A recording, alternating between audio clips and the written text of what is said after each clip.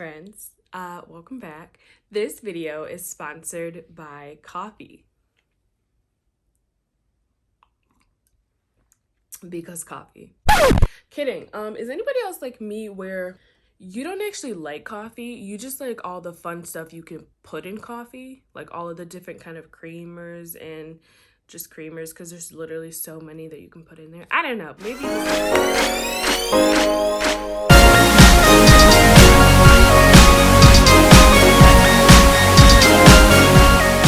So I'm so glad you guys are back, because this video, I felt compelled to make this because I feel like, for one, I always want to see my people win, like I always say. And for two, it's just kind of disheartening how many of us don't have a valid savings account. So this video, I'm going to be talking to you guys about how you can start saving your money. Now, let me say this. Saving all comes down to discipline. It all comes down to making these financially disciplined decisions. And if you don't have it in you to do it, you're never going to save any money, okay? It's not about if you have the extra money to save. It's about, will you actually put the money up? Because the money that you could have saved, you likely had this mental battle where you decided to use it on something else that wasn't a need. Okay, so let's get straight into these tips. So when it comes to saving money, you're either going to have to increase your income or decrease your expenses. And let's get into number one, where I'm not even going to go deep onto this one because I have a last video about it, but you need a side hustle. Plain and simple. If your current income is not enough for you to save or to even live, then you're going to have to find a way to bump that income. So you're going to have to get a side hustle. You can do anything. Trust me. Go and watch my last video and you'll get some great side hustle ideas to bring you in some extra income. Anyways, so the next one, you're going to need to start budgeting. I know. I hate that word too, but you're going to have to start budgeting, seriously.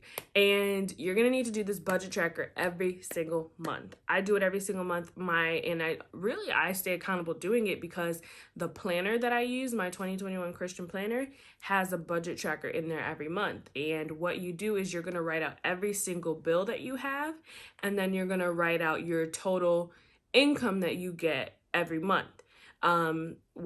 But guaranteed income. So you can total that up from whether if it's from your job, your side hustles, whatever is guaranteed income that you get every month, you're going to subtract that from your expenses, and whatever is left over, that's basically what you have to live.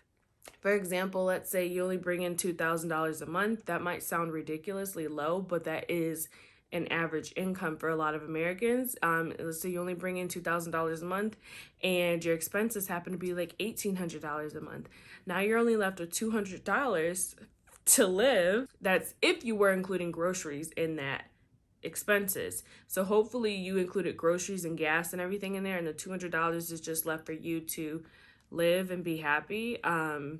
Then you got a problem. That's not enough to live. I'm sorry, dear. It's not. That is where you get kind of stuck in that cycle of living paycheck to paycheck. And it gets discouraging, it gets old, it gets tiring. Trust me, I've been there. But you gotta get out of that cycle. So these budget trackers really will help you see, like, flat out, can you even afford yourself? Like, can you afford you? Definitely give that a shot. It sounds simple, but it really makes the difference. And if you want to go a step further, you should print out your bank statements. Ugh, child. That's like your mom bringing your bad report card to you, and you know you did bad.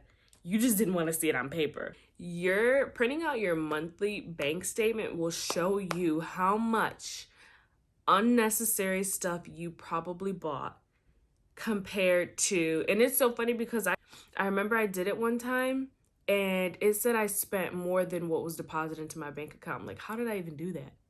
How did I even do that? That's a bit ridiculous. Okay, so number 3, you're going to have to get rid of unnecessary subscriptions. Yes, that does mean Netflix. That does mean Hulu. That means Amazon Prime. If you have monthly subscriptions to like delivery boxes, like Glam bags, Ipsy boxes, Bark boxes for your dog, whatever it might be, it's gotta go. Those really, really do add up. I don't pay for Netflix, okay? My boyfriend pays for Netflix. My mom pays for Hulu. My stepdad pays for Disney Plus. Amazon Prime, my mom pays for that, okay? I just have their passwords. And there's no shame in my game because I am saving probably like $50 alone on just those subscriptions. Probably a little bit more actually, on just those subscriptions by utilizing theirs. And I'm not saying like go get your friends' passwords and mooch off of them, but that's my mom. So if she didn't put me on the account, then I would feel very much disowned. It does not hurt you to use somebody else's. You don't have to pay for that. Leave it to the more financially stable folks to pay for that. I also started noticing, okay, well, I'm paying for different graphic designing app monthly subscriptions.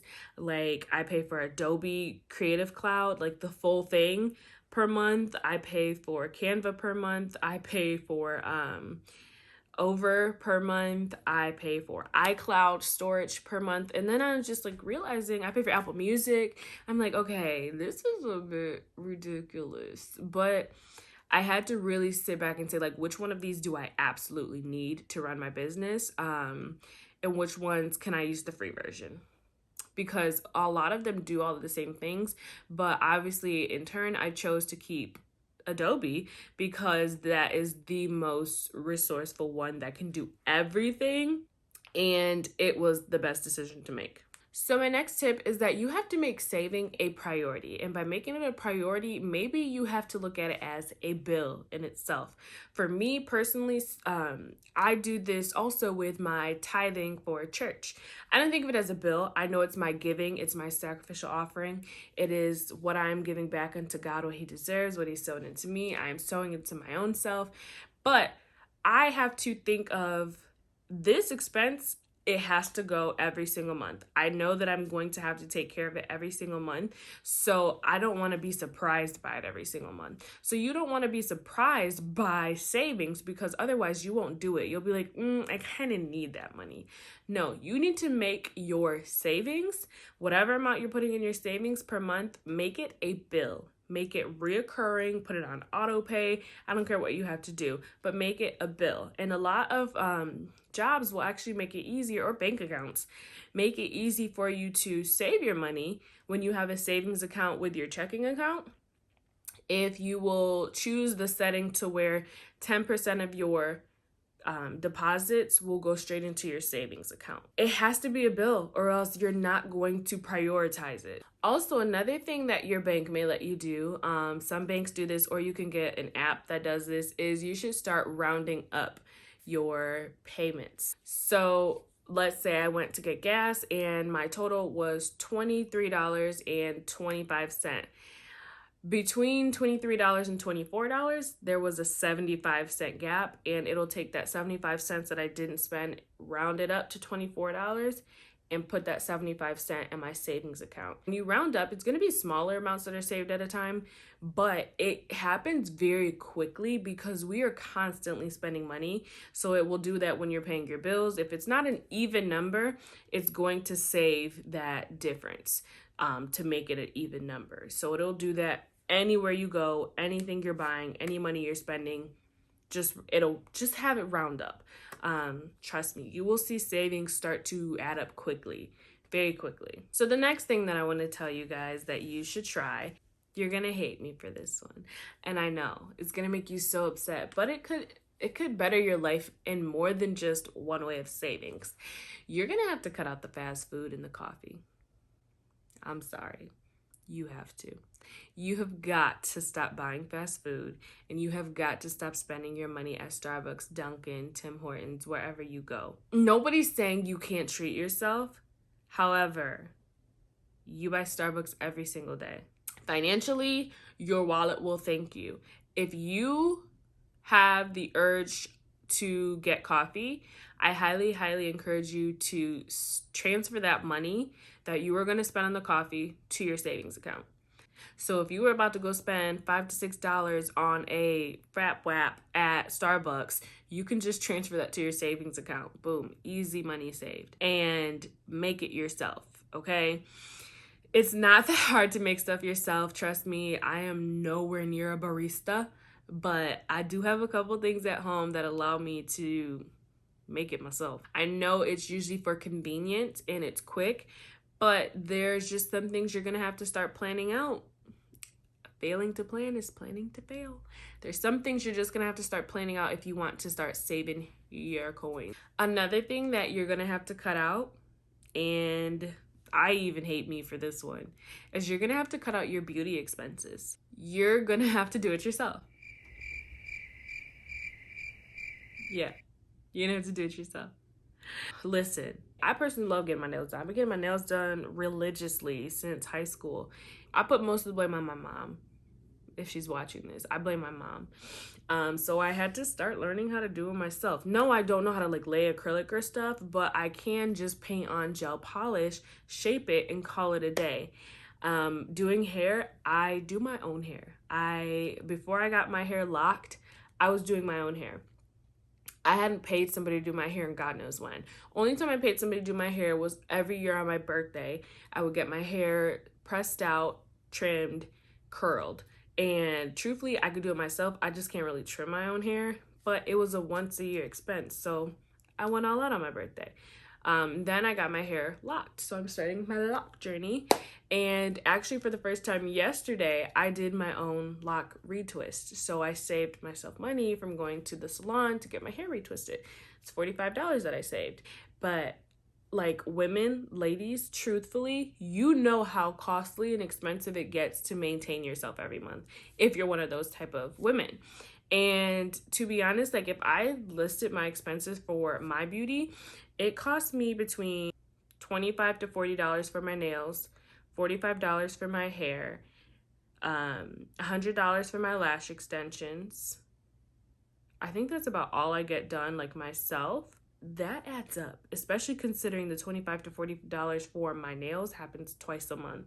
That's over $150 a month in an expense just for me to look good. No, you can do it yourself. And then my last tip for you guys, this is a big one and it's more mainstream than we know, is you have got to stop socially shopping, aka being peer pressured. You don't have to buy it just because somebody else did. You're trying to keep up. You don't have to buy everybody's brand from Instagram that they're selling. You don't have to buy everything that your favorite YouTuber told you they got in a haul. You don't have to try the new Starbucks drink that your favorite TikToker told you to try. Social media is definitely running your pockets too.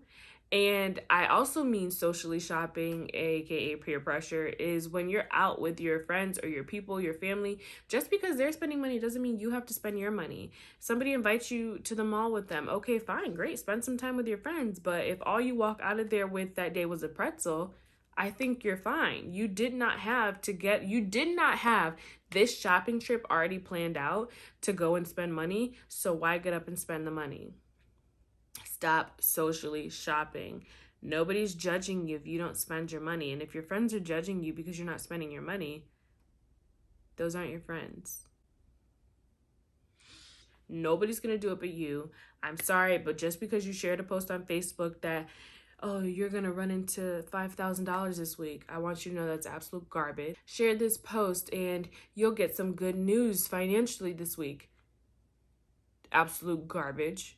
Stop naming it and claiming it on Facebook.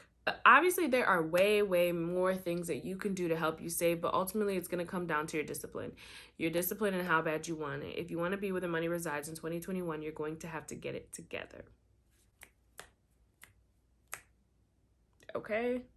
Make sure you guys like this video, give it a thumbs up, and hit subscribe because you've been watching the videos and you haven't subscribed. I don't know why, but don't do that. I will see you guys next time.